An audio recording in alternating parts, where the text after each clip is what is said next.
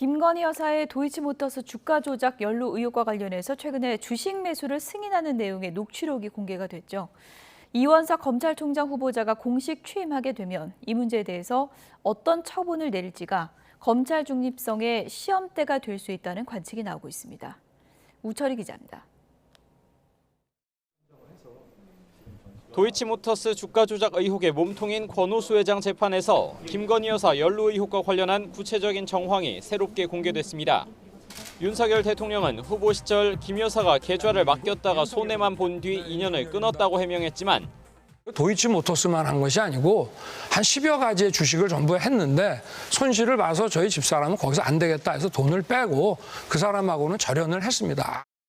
김 여사가 직접 주식 매수를 승인했다는 내용이 담긴 통화 녹취록이 나온 겁니다. 조금씩 사볼까요라는 증권사 직원의 질문에 그러시죠라고 답하거나 특정인 말고는 거래하지 못하게 해달라는 김 여사의 언급이 들어 있습니다. 대통령실은 녹취록 왜곡 날조이자 뉴스타파의 관련 보도가 허위라면서 법적 대응을 예고했지만 논란은 걷잡을 수 없이 커졌습니다.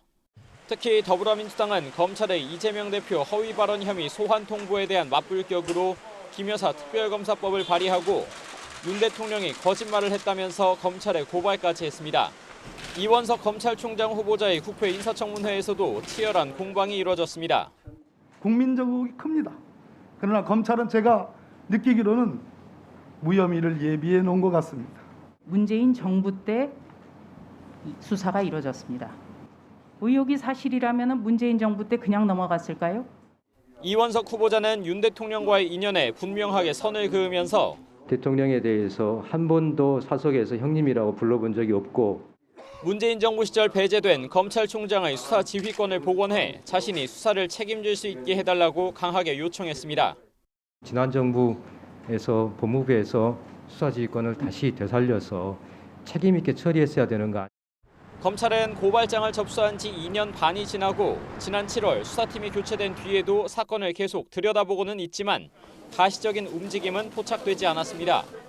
스스로 윤석열 사단을 부인한 이원석 후보자가 검찰총장에 취임하면 김건희 여사 소환 여부와 처분 결과가 검찰의 중립성을 확인할 첫 시험대가 될 것이란 관측이 나오고 있습니다.